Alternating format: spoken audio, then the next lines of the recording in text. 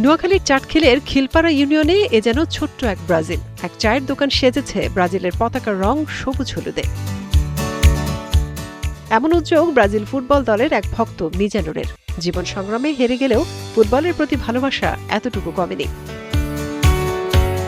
জীবিকার তাগিদে আবুধাবি গিয়ে অসুস্থ হয়ে দেশে ফেরেন মিজানুর। 2013 সালে এক পা হারিয়ে ফেলেন। তারপরও থেমে থাকেননি তিনি। উপার্জনের পথ হিসেবে চালু করেন এই চায়ের দোকান। এই দোকান নিয়েই এখন পুরো এলাকায় আলোচনা। রঙে প্রায় আমার 20,000 টাকার মতো খরচ হয়েছে এই রং দিয়ে। আর তারপর আমার পা নাই, আমি এলাকাবাসী বা আমার যারা ছোট ভাই বড় ভাইরা মিলে আমার একটু সহযোগিতা করছে রং করতে, আর আমি নিজেও থাকি রং করছি। ব্রাজিল ভক্তের এমন আয়োজন দেখে উচ্ছ্বসিত এলাকার অন্যান্য সমর্থকরা। এমন উদ্যোগের প্রশংসা করছেন অনেকে। আমরা সবসময় এখানে খেলাধুলা দেখি, তারপরে আমরাও সমর্থন করি। কোথায় বাংলাদেশ কোথায় ব্রাজিল, মনে হচ্ছে এখানে ব্রাজিলের বাড়ি, বরঞ্চ এখানে ব্রাজিলের দেশ একটা। ওনার যে পোষা ছাগলটা, যে বড় ছাগলটা, ওইটা উনি বলছেন যে যদি ব্রাজিল চ্যাম্পিয়ন হয় তাহলে আমাদের এলাকার আর্জেন্টিনা এবং ব্রাজিল সমর্থক সহ এলাকাবাসীকে নিয়ে উনি একটা পার্টি করবে।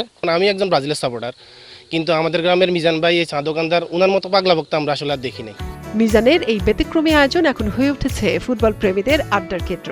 প্রতিদিন সকাল থেকে সন্ধ্যা ও গভীর রাত পর্যন্ত তার দোকানে ভিড় করেন ব্রাজিল সমর্থকরা। অন্য দলের সমর্থকরাও আসেন এই আড্ডায়। মিজান মামার দোকান, আমরা সবাই একসাথে আড্ডা দেই। আর্জেন্টিনা ব্রাজিল কোনোটার মধ্যেই তফাৎ নেই, আমরা সবাই একসাথে এখানে চা খাই, খেলা দেখি। তার সাথে কোলাকুলি করলাম, তার সাথে সাক্ষাৎ করলাম, খুব ভালো লাগলো।